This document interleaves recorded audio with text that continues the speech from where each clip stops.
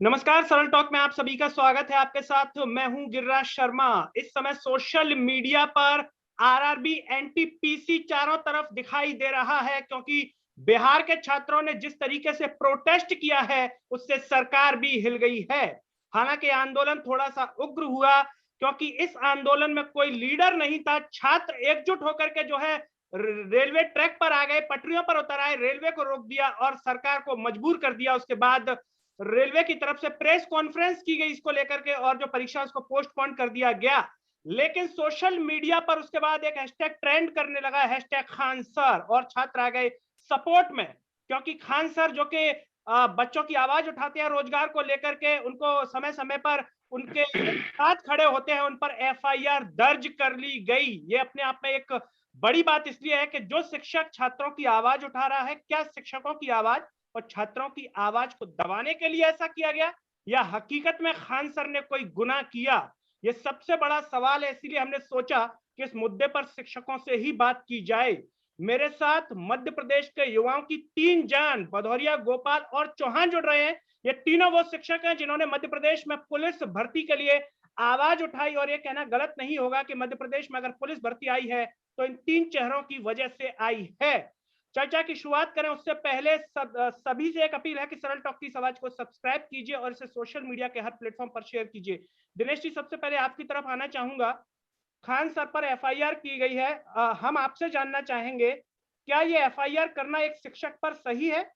क्या खान सर का व्यक्तित्व तो इस तरीके का है कि वो गलत जो है चीजों में साथ देते हैं, इसीलिए एफआईआर की गई है, या डराने का प्रयास है? देखिए, सबसे पहले तो आपका बहुत बहुत थैंक्स कि आपने जिस प्रकार से इस मुद्दे को यहाँ पर लाए, क्योंकि आपकी एक निर्भीकता को बहुत बहुत जज्बे को सलाम है। मैं आपको बता दूं कि ये एक प्रकार से सिर्फ डराने का एक जुमला है।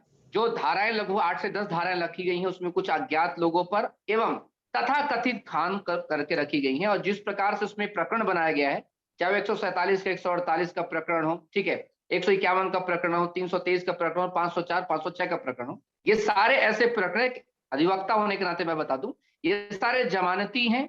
बहुत सारी जगहों पर तो ये समझौता योग्य भी हैं, और साथ ही साथ ये जितने भी हैं ये 2 साल से 3 साल की जो है सजा के प्रावधान वाले, वो भी जब साबित हो जाए। साबित नहीं होगा, जिस प्रकार से सर ने जिस प्रकार से उन्होंने सोशल मीडिया पर आकर के बच्चों को बोला कि अगर सीबीटी या रिजल्ट सही तरीके से जारी नहीं होता तो बच्चे जो है फिर कुछ करेंगे, तो उनके इस कार्य के लिए आईपीसी में कोई भी प्रावधान नहीं है, और जो भी आईपीसी की धाराएं लगाई गई हैं उसका कोई औचित्य नहीं है। ये सिर्फ एक डराने के लिए होता है। पुलिस कुछ ना कुछ करती है।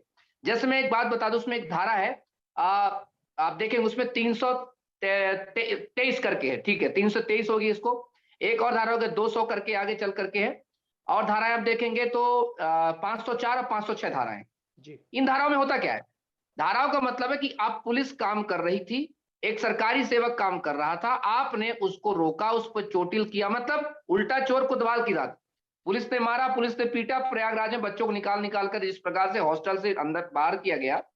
पुलिस 5 मिनट के लिए भूल गई थी कि संविधान ने सबको अधिकार दिया है। जब तक कोई बहुत ज्यादा हीनियस क्राइम नहीं करता, किसी के घर में जाके आप लात मार के दरवाजा तोड़ के आप उसको नहीं निकाल सकते, भले वो हॉस्टल में रह रहा है, भले वो जाके किसी गेस्ट हाउस में रह रहा है। अगर बच्चे सुप्रीम कोर्ट पहुंच गए तो सारे के सारे अधिकारी नप जाएंगे। और जहां तक ये मामला, ये जितने भी अपराधों का है, कोई भी इनका कोई वैल्यू नहीं है। सरकार आने वाले समय उसको वापस ले लेगी, और ये सारे जमानती हैं, कोई भी इसमें अरेस्ट नहीं होगा, कोई दिक्कत की बात नहीं है। पहली बात तो बच्चे बिल्कुल पैनिक ना हो, ये सिर्फ एक रोकने के, एक डराने का चीजें। बाकी गोपाल सर, भदौरिया सर को अच्छे से पता है, ये हम लोग कई बार झेल चुके हैं, इनमें कुछ भी दम धड़ाका नहीं है चीजों में। बिल्कुल। गोपाल जी, मैं आपकी तरफ आना चाहूंगा, अपना माइक भी आप ऑन कर लीजिएगा। जिस तरीके से दिनेश जी ने पूरी बात को रखा, सबसे बड़ा सवाल यह है कि सरकार छात्रों की सुन नहीं रही है, सुनती नहीं है। जब तक कि वो सड़कों पर ना आए, कुछ कहें नहीं, और अगर इस तरीके से बात को भी कहें तो कई महीनों तक खींचा जाता है। जो शिक्षक छात्रों को जागरूक करते हैं, रोजगार पर उनकी बात करते हैं, तो जिस तरीके से खान सर के साथ साथ कुछ अन्य कोचिंग संस्थान है, उनमें गोपाल वर्मा करके हैं, और भी शिक्षक हैं, उन पर भी जो है प्रकरण दर्ज किया गया है। तो क्या लगता है कि ऐसे में एक पूरे देश में, क्योंकि खान सर एक बड़ा नाम है, क्या एक गलत संदेश नहीं जाएगा प्रशासन के द्वारा, जिस तरीके से कार्रवाई की गई है कि भाई रोजगार की आप मांग कर रहे हैं, और रोजगार की मांग करने वाले शिक्षकों पर इस तरीके से जो है केस बनाया जा रहा है, चाहे वो धाराएँ छोटी ही क्यों ना हो? शर्मा जी, सबसे पहले तो सरल टॉक का मैं बहुत-बहुत धन्यवाद देना चाहता हूँ और जितने भी साथी और जो हमारे प्यारे विद्यार्थी अगर इस वीडियो को देख रहे हैं, तो सबसे पहले आप इस वीडियो के लिंक को शेयर करें और उस सरल टॉक को सब्सक्राइब करना बिल्कुल ना भूलें। पहली बात मैं आपको ये बताना चाहूँगा कि इन्होंने जो एफआईआर का जो सिस्टम बना के रखा है, ये केवल पटना में ही नहीं हो रहा। अगर आप भोपाल के अंदर देखोगे, अगर हमने जो 18 अगस्त को जो प्रोग्राम किया था, उसके अंदर भी इन्होंने यही काम किया था और इसके पहले भी जब हमने 4 सितंबर 2020 को यहाँ पर जब प्रोटेस्ट किया था, तब भी इन लोगों ने हमें इसी तरीके से डराने का प्रयास किया था। जी। तो इन्होंने धारा केवल इसलिए बनाई है कि आगे ये जवाब दे सके कि हम इसके ऊपर कार्रवाई कर रहे हैं। पर हाँ, इससे कहीं न कहीं नुकसान भी है उन विद्यार्थियों का जो हाल ही में परीक्षा की तैयारी कर रहा हो। रेलवे ने क्या कहा? रेलवे ने ये कहा कि जो भी विद्यार्थी इस प्रोटेस्ट के अंदर शामिल पाया जाता है, उसे आजीवन रेलवे के अंदर नौकरी नहीं दी जाएगी। ये रेलवे की तरफ से एक नोट जारी हुआ था। पर यहाँ पर समस्या ये उठ के आ रही है कि क्या सरकार वाकई में बच्चों के हित के बारे में सोच रही है? बिल्कुल। उसके पहले मैं एक बात और बताना चाहूंगा कि बिहार के जितने भी स्टूडेंट हैं जो इस प्रोटेस्ट शामिल हुए हैं, ये केवल बिहार और पटना की लड़ाई नहीं है। मैं ये कहना जी। अवधेश जी, मैं आपकी तरफ आना चाहूँगा, गोपाल जी से हमारा संपर्क एनटीपीसी का विरोध था, तो पूरे देश के अंदर जी। था, जो पूरे भारत देश की लड़ाई लड़ रहा था। जी। और दूसरी बात ये कि आप किसी को प्रेशराइज करके कब तक दबाना चाहोगे? अब खान सर जैसे व्यक्ति को एक अपना अस्तित्व रखते हैं, अब ये लोग क्या जी। गोपाल जी, किसी ना आपका किसी के ऊपर नेटवर्क ढिंढोरा पीटे। निवेदन करेंगे, आपका नेटवर्क ठीक कर लीजिए, तब तक मैं अवधेश जी से बात करता हूँ, आपकी आवाज़ बीच में जी, जी, प्रॉब्लम आ जी। रही है। अवधेश जी, जी, जी। आपसे हम प्रतिक्रिया चाहेंगे इस पूरे मामले को लेकर। पता ही होगा कि आरआरबी एनटीपीसी के छात्र और जो ग्रुप डी वाले हैं, सड़कों पर आए, रेलवे ट्रैक पर आ गए। जिस तरीके से खान सर पर एफआईआर की गई है, इसको किस तरीके से आप देखते हैं? जी सर, कल ही 26 जनवरी थी। हमने अपना गणतंत्र दिवस मनाया और ये जो खान सर पर कार्रवाई की गई है, ना केवल खान सर पर, बल्कि इसमें कई और भी ऐसे ऑनलाइन शिक्षक हैं जिन्होंने आरआरबी की ये जो प्रक्रिया हुई थी, जिसमें सीबीटी 1 और सीबीटी 2 का जो उन्होंने एक प्रक्रिया बनाई और एनटीपीसी का सीबीटी 1 का जो रिजल्ट निकाला, उसमें बहुत ही गड़बड़ हुई। मैं ये नहीं कह रहा कि उसमें कोई घोटाला हुआ है, लेकिन उसमें जिस तरीके की टेक्निकल दिक्कत हुई कि एक ही सीट पर 5 बच्चों का चयन हो गया। उस वजह से जितने बच्चे बुलाने थे सीबीटी 2 के लिए, उतने बच्चे ना आते हुए उससे तकरीबन 5 का भाग लगा दीजिए, इतने बच्चे आ पा रहे थे। तो ये वास्तव में बच्चों के साथ गलत हुआ। जी। अब यहाँ पर जो जिन शिक्षकों पर एफआईआर हुई है, उन्होंने केवल इस गलती की ओर आरआरबी का ध्यान आकर्षित किया कि आपके अधिकारियों से या आपके कर्मचारियों से ये गलती हो गई है और इस गलती का नुकसान देश के तकरीबन 20 लाख छात्रों को भुगतना पड़ेगा। तो आरआरबी ने वहां पर तो ध्यान दिया नहीं, बल्कि जस्ट उसका उलट और किया और उन्होंने ग्रुप डी, जिसमें केवल एक ही चरण में प्रक्रिया होती थी, उसको 2 चरणों की प्रक्रिया बना दिया। चूंकि ये 2 चरण की प्रक्रिया में पहले ही गलती कर चुके थे, उन्होंने दोबारा से आग में घी डाल दिया कि हम तो ऐसे थे ही, हम एक गलती कर चुके हैं, इस परीक्षा में कर चुके हैं, आप लोग कितना भी उद्यम कर लीजिए, कितना भी आंदोलन कर लीजिए, हम दूसरी परीक्षा में फिर से यही गलती करेंगे।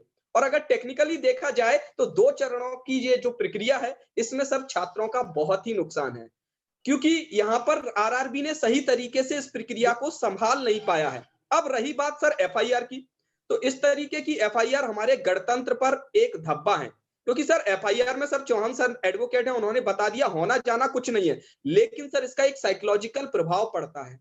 जब सर किसी पर एफआईआर कर दी जाती है तो छात्रों के घर वाले अपने बच्चों से कहते हैं कि नहीं नहीं, आपको इन आंदोलनों में नहीं जाना चाहिए, कोई एफआईआर हो जाएगी, अगर एफआईआर हो गया तो आपका कैरियर खराब हो जाएगा, ये हो जाएगा, वो हो जाएगा। एक तरीके का डर का माहौल पैदा कर दिया जाता है, यानी कि अपनी बात को भी हम इस गणतंत्र में ना रख पाए, उसके खिलाफ ये एक तरीके की साजिश है। तो 26 जनवरी के दिन या उसके एक दिन बाद ये जो एफआईआर हुई है, ये हमारे गणतंत्र पर एक काला धब्बा है, जबकि उस शिक्षक के खिलाफ जिन्होंने खुद छात्रों को ये बोला कि आज 26 जनवरी है, आज कोई भी किसी प्रकार का आंदोलन नहीं करेगा, और छात्रों ने भी इस बात को माना कि आज 26 जनवरी है तो हम किसी प्रकार का आंदोलन नहीं करेंगे। 25 को करेंगे, 27 को करेंगे, लेकिन 26 को नहीं। दिनेश जी, मैं आपकी तरफ आना चाहूंगा। जिस तरीके से अवधेश जी ने कहा कि एक तरीके से धब्बा है खान सर पर एफआईआर करना, क्या लगता है कि एफआईआर करके सरकार या प्रशासन जो सोच रहा है कि शिक्षक दब जाएंगे, बच्चे दब जाएंगे, डर जाएंगे, आगे कभी प्रोटेस्ट नहीं करेंगे, तो आप इसे किस तरह देखते हैं? क्या शिक्षक और बच्चे डर जाएंगे या ये एक तरीके से आग में और घी डालने का काम करेगा? आपको बता दूं, हमारे देश की जो आजादी मिली है वो एफआईआर, आंदोलन और जेलों से ही मिली है। ये आंदोलन ही बढ़ा रहे हैं। मैं आपको बता दूं, जिस दिन ट्वीट करवाया गया था, याद करिए 1 हफ्ते पहले की बात है, लगभग 8 करोड़ ट्वीट हुए थे जी। उस दिन इनको एक नोट जारी करना चाहिए था। नोट क्या जारी करना चाहिए था कि ठीक है, हम इस पर संज्ञान लेंगे, इस पे एक कमेटी बैठेगी। लेकिन ये लग गए अड़ियल में।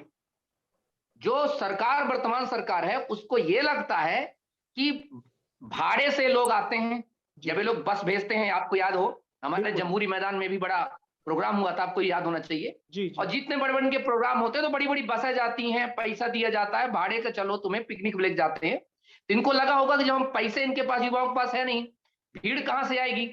इनको ये नहीं पता भैया कि भाड़े की से टट्टुओं की जरूरत आपको पड़ती है, युवाओं को नहीं पड़ती। बिल्कुल। वो अगर दिमाग उसका खराब हो गया तो कुछ भी कर सकता है, अनियंत्रित हो सकता है। और अगर शिक्षकों पर एफआईआर कर रहे हो, अगर शिक्षक एक बार बोल दिया कि ठीक है मुझे तो गिरफ्तार कर ही रहे हैं, अब तुम लोग देख लो जो देखना है, तो इनको पता नहीं कि क्या हो सकता है। मैं अभी आपको बता दूं, जस्ट आपके लाइव आने से पहले मध्य प्रदेश में भोपाल इंटेलिजेंस का फोन आया जी। आप लोग भी तो कुछ नहीं कर रहे हो। हम बोले भैया तुम काहे टेंशन लेते हो, जब हम करेंगे तो हम बता के करेंगे। लेकिन हाँ, एक बात गलत है, सरकारी प्रॉपर्टी को नष्ट करना, और जो भी नष्ट किया हो वो इसके वाकई में उसके जिम्मेवार हैं। सरकारी प्रॉपर्टी नष्ट नहीं करना चाहिए, क्योंकि ना तो ये प्रधानमंत्री के चच्चा की और ना मुख्यमंत्री के चच्चा की प्रॉपर्टी है, आपकी, मेरी और हम जनता की प्रॉपर्टी है। एक बोगी को बनने में कई 100 करोड़ रुपए खर्च होते हैं, ऐसा नहीं करना चाहिए, कभी नहीं करना चाहिए इस प्रकार चीजें। बिल्कुल। अब आते हैं मुद्दे की बात। एनएससीआईटी सुना है आपने, जिसको व्यापम ने जी पूरी तरह से हटाया है, वही कंपनी रेलवे का एग्जाम कराई है। बच्चों की बहुत बड़ी डिमांड है कि टीसीएस से करवाइए। टाटा जो कंसल्टेंसी है वो बहुत अच्छा एग्जाम कराती है, तो दिक्कत क्या है आपको? तो कहीं ना कहीं इनको समस्या फंसी हुई है। एनएससीआईटी में ऐसा आखिर क्या लगा है कि जिसको व्यापम जैसी संस्था अगर उसको वो कर सकती है, ब्लैकलिस्ट कर सकती है, यूपी ब्लैकलिस्ट कर सकती है, तो इतनी बड़ी रेलवे रिक्रूटमेंट इसको क्यों लेकर चल रही है? पहली बात तो इसका मतलब इनको ऑलरेडी धार्मिक आरोप होते हैं। बच्चे यही डिमांड है, बहुत बेसिक डिमांड समझिए इसकी। जी। एनएससीआईटी को हटा करके आप टीसीएस एग्जाम कराइए। आप सीबीटी 1, आप ग्रुप डी की भर्ती दे रहे हैं, ग्रुप डी की भर्ती दे रहे हैं, तो उसमें आप सीबीटी 2 क्यों ले रहे हैं भाई? जनरल मैनेजर नहीं बनाने जा रहे हैं लोगों को, आप उनको एक कर्मचारी साधारण बनाने जा रहे हैं। साधारण मुद्दे थे, सिंपल मुद्दे थे, जिनको प्रशासनिक अधिकारी डीआरएम भी मना सकता था। लेकिन इनके साथ बड़ी गलती इस चीज की, सब अपने अपने अकड़ में रह गए और बच्चे इधर से अनियंत्रित होते गए। गोपाल जी, मैं आपकी तरफ आना चाहूंगा, आपका माइक ऑन कर लीजिए। जिस तरीके से खान सर पर एफआईआर की गई है, क्या लगता है कि रेलवे इससे पहले अगर उन अधिकारियों के बारे में विचार करता जिन्होंने रिजल्ट बनाया है, जिनकी वजह से खामियां पैदा हुई हैं, उन पर ध्यान देने के बजाय रेलवे इस तरीके से, या प्रशासन जो है इस तरीके से कार्रवाई कर रहा है शिक्षकों को लेकर के, और वो भी जब एक शिक्षक छात्रों के साथ खड़ा रहता है, समझाता है उन्हें, कहीं ना कहीं वीडियो हमने भी देखा है, वो कह रहे हैं कि आप लोग 26 जनवरी को कुछ मत कीजिए। तो ऐसे में कहीं ना कहीं एक शक तो होता है कि आखिर प्रशासन क्या सोच रहा है, क्या प्रशासन का रवैया है, और रेलवे ने क्या उन अधिकारियों पर कार्रवाई की जिनकी वजह से ये खामी सामने आई? नहीं, ये तो वही बात हो गई, उल्टा चोर कोतवाल को डांटे। अगर आप देखोगे वहां पर कि 40 दिन, अगर आप देखोगे तो शायद 3 दिन पहले की बात है, 3 दिन पहले आरआरबी एनटीपीसी का रिजल्ट जारी किया गया, जिसके अंदर पूरे भारत के अंदर लगभग 8 मिलियन ट्वीट किए गए। 8 मिलियन ट्वीट करने के बाद में ये कहा गया था कि रिजल्ट को आप रिवाइज कीजिए। इन्होंने उस रिजल्ट को रिवाइज नहीं किया। अब उस समय क्या कुछ बच्चा सिलेक्टेड हुआ था, कुछ नहीं हुआ था। फिर इन्होंने क्या करा कि उसके 2 या 3 दिन बाद इन्होंने क्या बोल दिया है कि जब ग्रुप डी होगा उसके अंदर सीबीटी 2 भी लिया जाएगा। तो अब बच्चों का दिमाग खराब हुआ यार कि हमने 2019 में फॉर्म डाला है और अब आप कह रहे कि अब 22 आ रहा है, धीरे धीरे 21-22 में अब तब यहाँ पे चेंज करेंगे हम लोग, सीबीटी 2 भी लेंगे। तो यहाँ पर बच्चों का गुस्सा होना जायज था।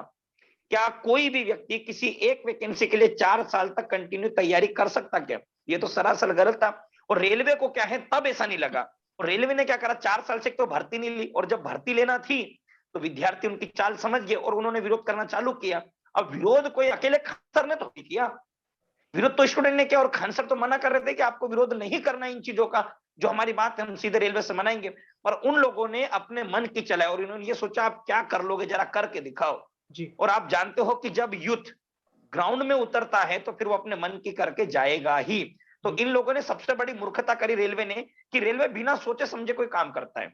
जी 19, 20, 21, 22 4 साल तक अगर तुम कुछ कर नहीं पाए और अब तुमने सोचा कि हम तो कामयाबी के झंडे गाड़ देंगे, तो ये कहां पॉसिबल है। अब जैसे सीबीटी 2 लेना है तो इसका भी एक आप नियम देखोगे कि 4 साल तक कोई अपडेट नहीं। जी अब ये आए हैं और बोले हैं कि 15 फरवरी से तुम्हारा एग्जाम होगा। मुझे ये बताओ, कोई भी व्यक्ति आके ये बोले कि तुम्हारा 30 दिन बाद एग्जाम है, तो एक जो कम एक स्टूडेंट अगर अपन मैं देखता हूं, अगर कोई कुछ स्टूडेंट के ऐसे बौद्धिक लेवल नहीं रहते कि एक बार में सारा समझ जाए और पढ़ना चालू कर देगा। कुछ लोग कमजोर भी रहते हैं, जिन्हें अवसर तो दीजिए। 4 साल तक आपने कुछ नहीं किया और आपके मन में आया कि नहीं 40 दिन में कर दो, तो 40 दिन में खेल खत्म कर देंगे ये। तो कुल मिला के मेरा ये कहना है कि विद्यार्थियों ने जो आंदोलन किया वो आंदोलन बिल्कुल सही है। जी पर यह है कि जिन्होंने सरकारी प्रॉपर्टी को नुकसान पहुंचाया वो थोड़ा सा गलत हो गया है, क्योंकि रेलवे को तो बहाना मिल गया ना कि हो सकता है विद्यार्थियों ने अगर वो काम नहीं भी किया हो, अगर इन्हीं के लोगों ने अगर कुछ लोगों ने किया हो तो भी दोषी तो स्टूडेंट ही माना जाएगा। क्यों? क्योंकि इनको तो प्रोटेस्ट को शांत करना है ना। क्यों? क्योंकि रेलवे की छवि खराब हो रही है। तो मेरे हिसाब से तो ये है कि जिन जिन शिक्षकों के ऊपर ये एफआईआर की गई, लगभग 6 शिक्षकों के ऊपर इन्होंने एफआईआर का काम किया है और 15 विद्यार्थियों को अरेस्ट किया हुआ है। और उसमें से कम 11 से 12 स्टूडेंट ऐसे रहे हैं, किसी के सिर में स्टिचेज आया, किसी के हाथ में आटा नोट टाके आए हैं, किसी की पसलियों पर मतलब एक स्टूडेंट का ये भी सुनने में आया है कि एक का जो घुटना है, घुटने पर लठ मारा गया तो उसका जो लिगामेंट है वो लिगामेंट खराब हो गया है। तो समस्या ये आ रही है कि ये लोग अपनी गलती को छुपाने के लिए कुल मिला के किसी के ऊपर कार्रवाई करना चाहेंगे, ताकि ये वही बात होगा उल्टा चोर कोतवाल को डांटे। बस ये अपनी गलती छुपाना चाह रहे हैं। और रेल मंत्री जी ने जो बयान दिया कि हमें उम्मीद नहीं थी 1 करोड़ फॉर्म डाले जाएंगे, अरे भाई तो हमें ये बताओ, जब आपको उम्मीद नहीं थी तो 2019 में कहां गए था? 2019 में आपको घोषणा करनी थी कि फॉर्म ज्यादा होगा हम सीबीटी 2 भी लेंगे, तब आपको कोई चीज सूझी नहीं। और अब आपको लग रहा है कि नहीं यार अब तो हमें सीबीटी 2 भी लेना पड़ेगा। जो तर्क आप अभी दे रहे हो ये तर्क आपको पहले देना था। और अगर आपने एनटीपीसी का जब रिजल्ट जारी किया, एक व्यक्ति का 4-4, 5-5 जगह नाम दे दिया और 20 गुना रिजल्ट, तो 20 गुना रिजल्ट कैसे आएगा? और ये ना मेंस 5 दिन में करवा रहा शर्मा जी, अगर आपको पता होगा। किसी का एक ही कोई भी स्टूडेंट है उसका एक जगह सेंटर नहीं आएगा। कोई एक ही व्यक्ति को भोपाल भी जाना पड़ेगा एग्जाम देने के लिए, एक ही को जाना पड़ेगा अहमदाबाद, एक को जाना पड़ेगा सूरत, एक को जाना पड़ेगा पटना, एक को जाना पड़ेगा दिल्ली। तो यहाँ पर कुल मिलाकर रेलवे अपनी गलती छुपाने के लिए लोगों के ऊपर कार्रवाई कर रहा है, जिसका मैं सरासर विरोध करता हूँ। अवधेश जी, आपने सोशल मीडिया पर इसके दृश्य देखे होंगे, छात्रों के पिटते हुए दृश्य भी देखे होंगे, विरोध प्रदर्शन करते हुए भी दृश्य देखे होंगे। क्या लगता है ये पूरा प्रोटेस्ट जिस तरीके से जो खबर आ रही है या बात सामने आ रही है कि साहब खान सर ने उनको उकसाया या उकसाने के बाद ये भीड़ हुई है, तो आपको क्या लगता है, क्या ये उकसाने के बाद हुई होगी या छात्र हकीकत में एक दूसरे से बातचीत करते हुए या जागरूक होते हुए अपने आप इतनी भीड़ इकट्ठी आई? किस तरह देखते हैं आप? ये भीड़ सर अन्याय के खिलाफ एक भीड़ है और ये अन्याय किया है आरआरबी ने। और आरआरबी के अन्याय में ये जो भी रेल मंत्रालय या फिर जो भी नेता लोग और ये जो भी हमारा शासन प्रशासन था, उसने आग में घी डालने का काम किया। जब सर एक बात बताइए, किसी भी देश में 20 लाख छात्रों के साथ अन्याय हो रहा हो और उसके बाद अगले आपने 50 लाख छात्रों को, 1 करोड़ छात्रों को ये बोल दिया कि अब तुम्हारे साथ भी हम अन्याय करेंगे। आपने सीबीटी 2 की प्रक्रिया बिल्कुल ही गलत तरीके से की, इसमें आपके अधिकारियों की गलती थी। और उस प्रक्रिया के बाद आपने दूसरी परीक्षा में 1 करोड़ छात्रों से और बोल दिया अब ये अन्याय तुम्हारे साथ भी करेंगे। तो सर ये इस अन्याय का कुछ ना कुछ तो प्रतिक्रिया होनी ही थी। अब उसमें आप खान सर को बोल रहे हैं या दूसरे सरों को बोल रहे हैं कि उन्होंने भड़काया, उन्होंने नहीं भड़काया सर। ये जो अन्याय किया गया है ये आरआरबी बोर्ड के द्वारा अन्याय किया गया है। और जब जब अन्याय होगा और इस कदर अन्याय होगा सर, आप ये देखिए अन्याय की सीमा देखिए। 2019 के फॉर्म भरे गए, तब से विद्यार्थी परीक्षा की तैयारी कर रहे हैं। एक बेरोजगार विद्यार्थी पिछले 4 साल से तैयारी कर रहा है तो उस पर क्या बीत रही होगी। और उसके बाद भी रिजल्ट में गड़बड़ी और फिर ये बोल देना कि आगे फिर से गड़बड़ी होगी, तो उसमें सर कितनी समस्या हो सकती है। तो ये तो अन्याय के खिलाफ लड़ाई है।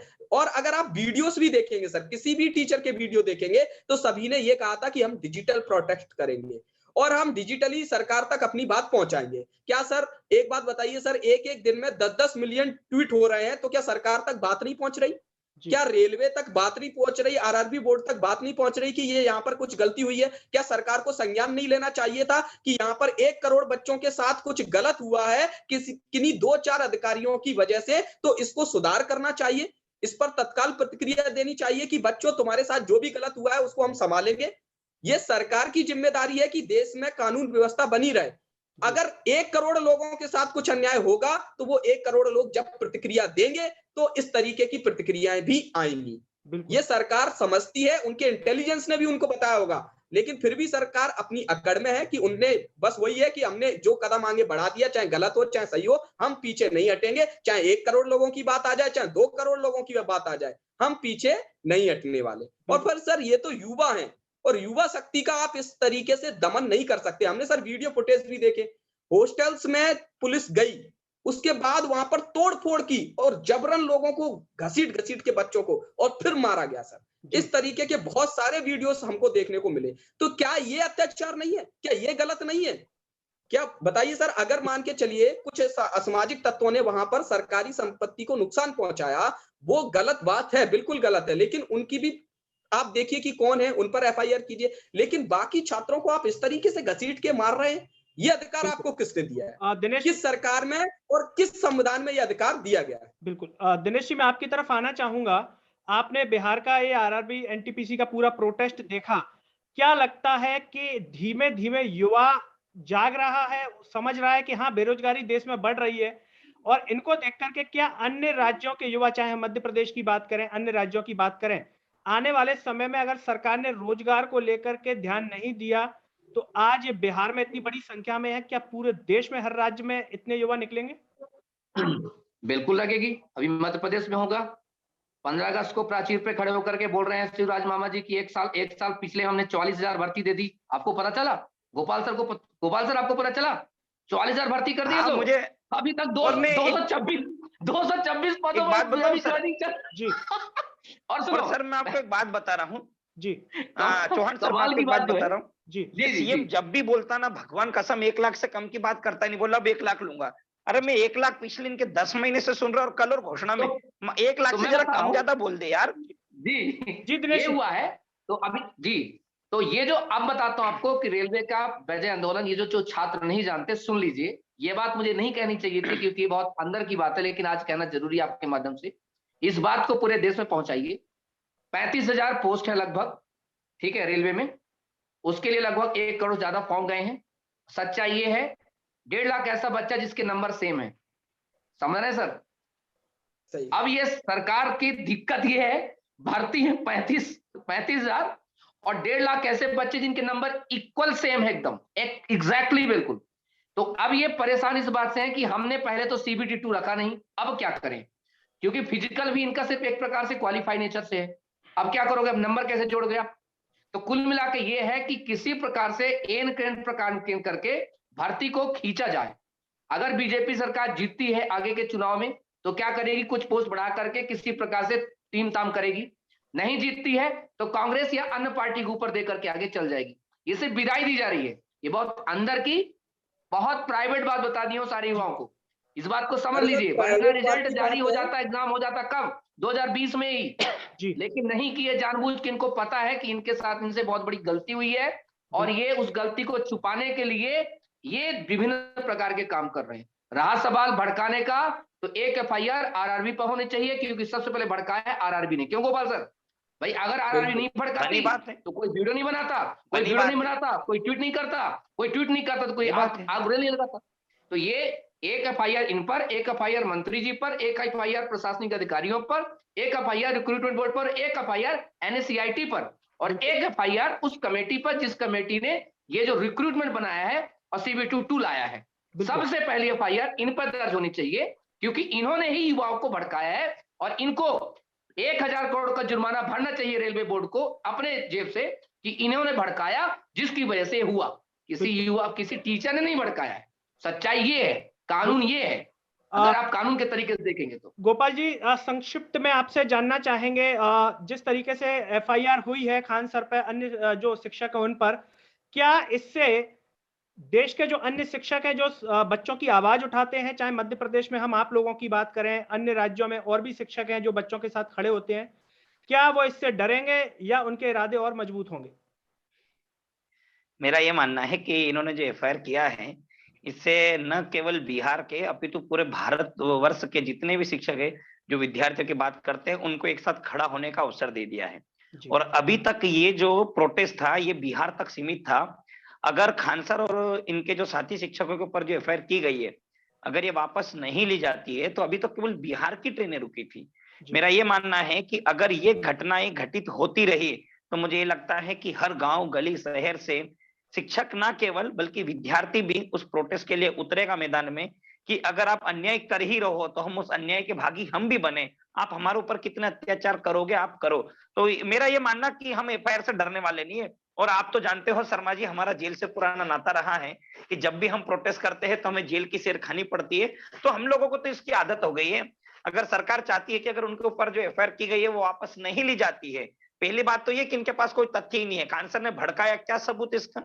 आप एक भी सिंगल वीडियो बता दो जिसमें ये कह रहे हो कि आप जाओ आग लगा दो, ये कर दो वो कर दो। भाई वो तो भाई ये कह रहे ना कि ऑनलाइन प्लेटफॉर्म पर कि अपन एक काम करते हैं, अपन ऑनलाइन प्रदर्शन करते हैं। ऑनलाइन प्रदर्शन का मतलब ये कहाँ का होगा? इकट्ठा होना, जमावड़ा हो गया। और चलो पटना में हुआ, गया में हुआ, और भी आसपास के जो वहां पे जिले हैं वहां पर भी ये घटनाएं घटित हुई, तो वहां वो कैसे पहुंच गए? तो ये तो क्या सरासर गलत है। किसी एक व्यक्ति को बलि का बकरा बनाया जा रहा है, तो इन्होंने सोचा खान सर को दबोचो, पूरे इंडिया के सारे शिक्षक दब जाएंगे। वो गलत है। वो जी। जानते नहीं है कि हम एमपी में क्या लोग हैं। तो बिल्कुल। उनको धीरे धीरे पता चल जाएगा। क्यों चौहान सर? जी। अरे तो बिल्कुल बिल्कुल, जो जेल से भी जिला जेल पहुंचेंगे। जो भी दर्शक हमारा एक कार्यक्रम देख रहे हैं, चाहे वो किसी भी राज्य के हों, एमपी के युवाओं की जो 3 जान भदौरिया, गोपाल और चौहान, इन्होंने पूरा इस मुद्दे पर अपनी बात रखी। कहा कि ये एफआईआर वापस होनी चाहिए। जो शिक्षकों के इरादे हैं या बच्चों के इरादे हैं वो इन एफआईआरों से कम होने वाले नहीं है, बल्कि बढ़ेंगे। और शिक्षक जो छात्रों की आवाज उठाते हैं इसी तरीके से उनके साथ खड़े रहेंगे। साथ ही साथ गोपाल जी, दिनेश जी और भदौरिया जी, हम आपका भी हृदय से धन्यवाद करना चाहेंगे जो आपने अपना कीमती समय धन्यवाद सरल धन्यवाद। टॉक के कार्यक्रम के लिए निकाला। और सभी से एक अपील के इस आवाज को सब्सक्राइब कीजिए और इसे हर जगह शेयर कीजिए। अगले वीडियो में आपसे फिर होगी मुलाकात, तब तक के लिए मुझे दीजिए इजाजत। नमस्कार।